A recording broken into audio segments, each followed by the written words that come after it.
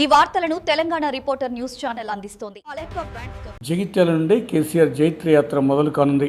మాజీ మంత్రి జీవన్ రెడ్డి తెలంగాణ రాష్ట్ర పునర్నిర్మాణం కోసం బీఆర్ఎస్ అధికారంలోకి రావడం ఒక్కటే మార్గం. రేవంత్ రెడ్డి పోవాలి, కేసీఆర్ రావాలి. కేసీఆర్ పాలనే బాగుండి అనే భావన ప్రజల నుండి వచ్చిందని, కేసీఆర్తో ప్రయాణం ఒక కొత్త అనుభూతి అని మాజీ మంత్రి జీవన్ రెడ్డి అన్నారు.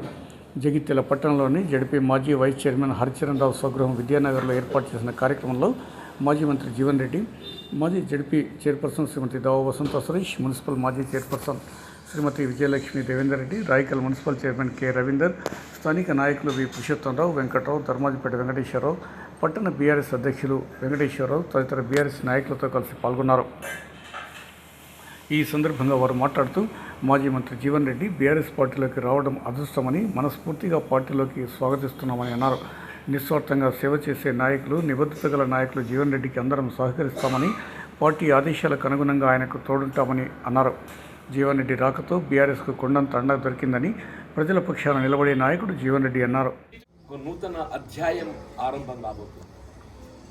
అంటే వాస్తవంగా బీఆర్ఎస్లో చేరిక నూతన అధ్యాయంగా భావించినప్పటికీ కేసీఆర్ గారితో నాకున్నటువంటి అనుబంధం ఇప్పుడే సోదరి వసంత గారు అన్నట్టు ఏదైతుందో ఆ ఈనాటిది కాదు, చాలా వరకు జగిత్యాల పాత ప్రజానికానికి అందరికీ కూడా తెలుసు.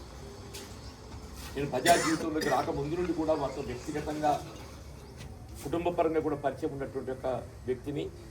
మేము 83 అంటే తెలుగుదేశం పార్టీ ఆవిర్భావంలో కలిసి ప్రయాణించాం.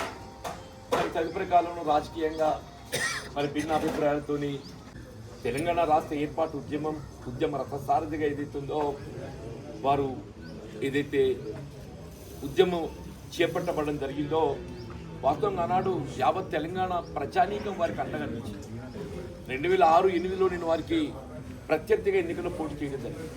కానీ ఏదైతుందో అది ఒక రాజకీయ పార్టీ ప్రతినిధిగా పోటీ చేయడం జరిగింది అంతే తప్ప ఏదైతుందో వారి పట్ల కానీ లేక తెలంగాణ అంశం పట్ల కానీ భిన్నాభిప్రాయంతో కాదు. వారు కూడా ఎప్పుడు చెప్తుంటారు వాళ్ళ జీవన్ రెడ్డి గారితో నాకు ఉన్నటువంటి అనుబంధం ఏదైతుందో ఇది రాజకీయాలకు అతీతంగా ఉన్నటువంటి అనుబంధం.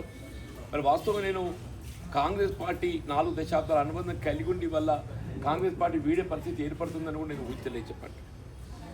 ఇలా కొన్ని అంటే మానసిక ఒత్తిళ్లు ఇలా జరుగుతున్న పరిణామాలు ఇవన్నీ దృష్టి ఏదైతుందో ఇలా కాంగ్రెస్ పార్టీ వీడే పరిస్థితి ఎదురు కావటం, ఇలా కాంగ్రెస్ పార్టీ వీడిన పరిస్థితుల్లో ఏదైతుందో మరి కేసీఆర్ గారు వారితో కలిసి ప్రయాణం చేసే విధంగా నన్ను ఏదైతే ఆప్తుడుగా వారి దగ్గర తీసుకోవడం ఏదైతుందో నిజంగా నేను వారికి నా భావి జీవితం భవిష్యత్తు అంతా నేను రుణపడి ఉంటానని చెప్పండి. అందరి లక్ష్యం ఏదైతున్నదో తెలంగాణ రాష్ట్ర ఏర్పాటు ఎంత ప్రధానంగా భావించామో తెలంగాణ రాష్ట్ర నిర్మాణం కూడా అంతే ప్రధానం చెప్పండి. వారు దశాబ్ద కాలం తెలంగాణ రాష్ట్ర నిర్మాణం కొరకు ఏదైతుందో విశేష కృషి చేసింది. వారు రాష్ట్రంలో అమలు చేసినటువంటి కార్యక్రమాలు అంటే నిజం కూడా జాతీయ స్థాయిలో కాదు అంతర్జాతీయ స్థాయిలో కూడా ఎవరు ఆలోచన చేయలేకపోయారు. ఇలా రైతు బందే కానీ, రైతు బీమా కానీ, కళ్యాణ లక్ష్మి కానీ, టీచర్ కిట్ కానీ, ఇలా బీడీ కార్మికుల పెన్షన్ సౌకర్యాలు కానీ ఇట్లాంటివన్నీ ఎవ్వరు కూడా ఆలోచన చేయలేదు. వారు ఒక రైతు బిడ్డ ఏదైతుందో ఇలా రైతు సంక్షేమాన్ని కాంక్షించే వాడిగా ఇవన్నీ వారు ఆలోచించి తెలంగాణ నిర్మాణానికి తోడ్పడతామని చెప్పని కార్యక్రమాలకు రూపకల్పన చేయడం జరిగిందని చెప్పండి. ఇలా ప్రాజెక్టుల నిర్మాణంలో కూడా ఎవరు ఊహించలేని చెప్పంటున్నా అందరికి ఆశ్చర్యమైన ప్రాణహిత నదీ జలాలను వినియోగించుకోవడం లోపల ఉమ్మడి రాష్ట్రంలో ఏదైతుందో 152 మీటర్ల ఎత్తుతో బ్యారేజ్ నిర్మాణం చేస్తే మన గ్రావిటీతో ఒక లిఫ్ట్తో నీరు వస్తుందని చెప్పని భావించింది. వాస్తవం వస్తే మంచిది, కానీ ఇన్ప్రాక్టికల్ ఇవాళ ఆ 152 మీటర్ల ఎత్తుతో బ్యారేజ్ నిర్మాణానికి మహారాష్ట్ర ప్రభుత్వం ఏదైతుందో అంగీకరించాలి. మహారాష్ట్ర ప్రభుత్వం అంగీకరించలేకపోవడంతో మనం ఏదైతుందో కాలం వృధా చేయలేము. తెలంగాణ నిర్మాణానికి ఉన్నటువంటి ఏకైక మార్గం మన గోదావరి నది జలాలకు ప్రాణహితం జోడిస్తేనే కానీ మన తెలంగాణ ప్రాంతం సస్యజాపనే అవకాశం లేదు. కేసీఆర్ గారు ఏదైతుందో 152 మీటర్ల ఎత్తుతో నిర్మాణం చేసే అవకాశం లేనట్టు ప్రాజెక్టుకు ప్రాణహిత నదీ జలాలను ఏ విధంగా వినియోగించగలుగుతామని చెప్పని 148 మీటర్ల ఎత్తుతోని ఆడ ఒప్పందం చేసుకోవడంతో ఆడ ఆశించిన మేరకు మనం జలాలు పొందే అవకాశం లేదు. అక్కడ ఎప్పుడైతే ఆశించే మేరకు జనాలు పొందే అవకాశం లేదో దాని దిగువన మేడిగడ్డ వద్ద బ్యారేజ్ నిర్మాణం చేసినట్టయితే మనకు దాదాపు ఒక 300 టీఎంసీ పైన నీరు వినియోగంలోకి వస్తుంది. ఇటు సాగునీరు కానీ, త్రాగునీరు కానీ, పారిశ్రామిక అవసరాలు కానీ, హైదరాబాద్ నగరానికి అవసరమైన అవసరాలే కానీ ఏదైనా కానీ చెప్పంటున్నాను. ఆ ఆలోచనతో ఏదైతుందో ఇవాళ వారు మేడిగడ్డ కానీ, సుందిళ్ళ కానీ, అన్నారం కానీ బ్యారేజీల నిర్మాణం తలపెట్టడం, ఇవాళ నీటి వినియోగంతో ఏదైతుందో ఇవాళ ఇంత దిగుబడి పెరిగిందని చెప్పండి. దీనికి కారణం ఇవాళ మొత్తం ఏదైతుందో తెలంగాణ రాష్ట్రంలో వరి ధాన్యం దిగుబడి ఏదైతుందో, వ్యవసాయ ఉత్పత్తులు ఏదైతుందో జాతీయ స్థాయిలో మనం పోటీ పడుతున్నామని చెప్పి అంటున్నాం. పంజాబ్ హర్యానాతో పోటీ పడుతున్నామని చెప్పి అంటున్నాం. దీనికి అంతటి కారణం ఏదైతుందో మనకు కావాల్సినటువంటి సాగునీటి వనరులు ఏదైతుందో మనం పెంపొందింపజేసుకోవడం చెప్పి అంటున్నాను. సరే ఏదైనా కానీ ఇవాళ అనుకోని ప్రకృతి సరే మేడిగడ్డ బ్యారేజ్ కొంత టెక్నికల్ ల్యాబ్సెస్తో కురింగిపోయింది. టెక్నికల్ ల్యాబ్సెస్ సహజం. వాళ్ళు ఎస్ఎల్బీసీ ఉందే, శ్రీశైలం లెఫ్ట్ బ్యాంక్ కెనాల్ నిర్మాణ దశలో ఏదైతుందో అది కృంగిపోయి ఒక 8 మంది అసలు భాషల కార్మికులు. ఎస్ఎల్బీసీ ఏదైతుందో నిర్మాణ దశలో కృంగిపోయి 8 మంది కార్మికులు అసలు భాషలు. కనీసం వాళ్ళ శవాలను కూడా వెలికి తీయలేకపోయింది ఈ ప్రభుత్వం. వాళ్ళ శవాలను కూడా వెలికి తీయలేకపోయింది. కానీ దాన్ని వదిలిపెట్టలేదు కదా. ఇవాళ ఎస్ఎల్బీసీ నిర్మాణాన్ని కొనసాగింపు చేస్తారని చర్యలు చేపడుతుంది. మరి మనకు ఆయువు పట్టైనటువంటి ఒక ప్రాణహిత నదీ జలాలు వినియోగం రావాలి అని అంటే మీరు తుమ్మడి ఏడవ బ్యారేజ్ నిర్మాణం చేసేటువంటి ఒక మీరు ఆలోచన లేదు, చొరవ లేదు. ఇవాళ మిగిలింది మేడిగడ్డను మనం పునరుద్ధరింపజేసుకోవాలి. ఇప్పటికైనా కానీ ఏదైతుందో ఈ ప్రభుత్వం ఇంకా 2 ఏళ్ళు ఉండబోతుందా, ఇంకా 2 ఏళ్ళు ఉండబోతుందా చెప్పంటున్నా. ఇప్పటికైనా కళ్ళు తెరిచింది.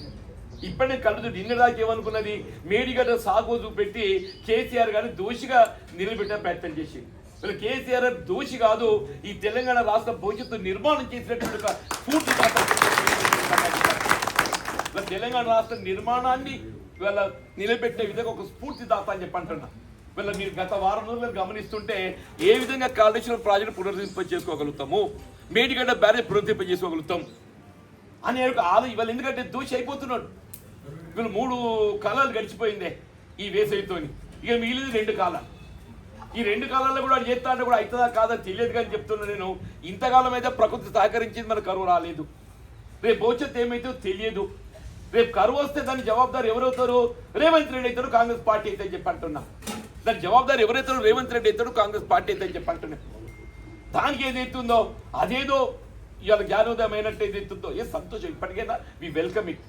కాళేశ్వరం ప్రాజెక్టు పునరుద్ధరింపబడటమే ఇలా తెలంగాణ రాష్ట్ర భవిష్యత్తుకు అది ఏకైక మార్గం అని చెప్పంటున్నాను. ఇప్పటికైనా కాంగ్రెస్ ప్రభుత్వం రేవంత్ రెడ్డి గారు వాస్తవానికి అనుగుణంగా కళ్ళు తెరిచినందుకు నేను సంతోషం అని చెప్పంటుంది.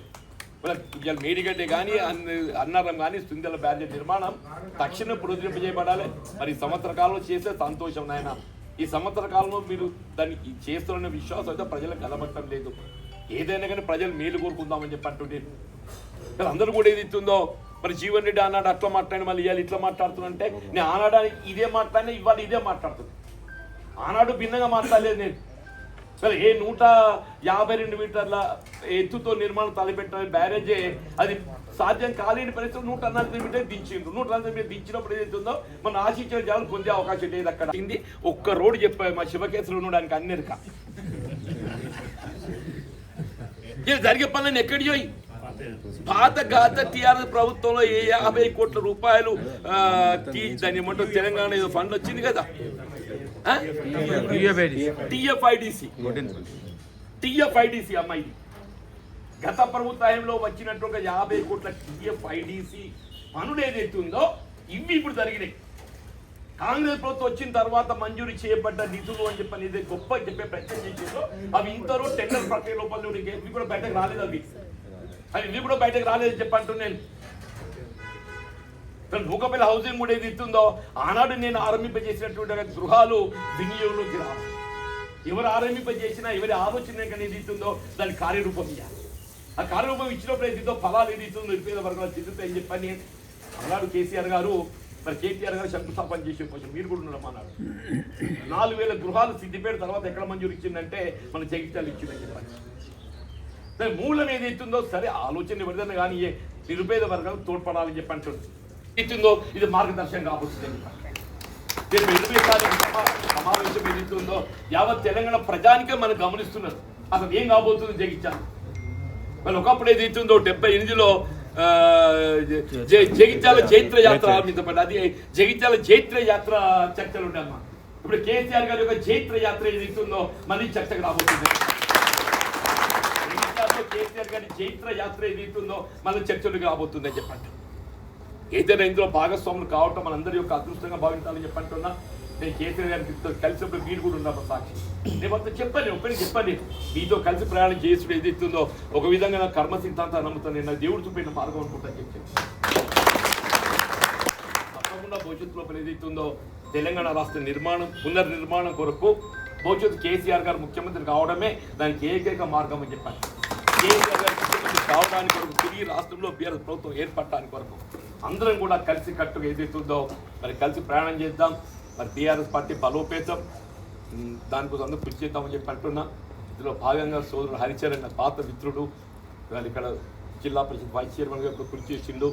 బీఆర్ఎస్ పార్టీ ఆవిర్భావంకి వెళ్ళి కూడా వారు బలోపేతం కోసం పనిచేస్తుండ్రు. వారందరినీ మనందరికీ కలిసే ఒక వేదిక ఏర్పాటు చేసేందుకు వారికి ప్రత్యేకంగా ధన్యవాదాలు చెప్తున్నారు. పాల్గొన్నటువంటి సోదరు గారు, మా పెద్దన్న పురుషోత్తమరావు గారు వారు ఇప్పుడే అన్నారు, నాకు రాజకీయంగా ఏ పొలిటికల్ పార్టీ కమిట్మెంట్ అని లేకున్నా కానీ వీళ్ళ సోషల్ జస్టిస్ వీళ్ళ సమాజంలో ఏదైతుందో ఒక బాధ్యత గల పౌరుడిగా నాది కూడా బాధ్యత ఉంటుంది, అంటే వారిది కూడా బాధ్యత ఉంటుంది. ఆ బాధ్యత నిర్వహణలో ఏదైతుందో నేను తప్పకుండా నాకు జీవన్ రెడ్డి గారి తోడు నిలుస్తా అని చెప్పిన వారు ముందుకు వచ్చినందుకు వారికి హృదయపూర్వక ధన్యవాదాలు చెప్తామని చెప్పంటున్నా.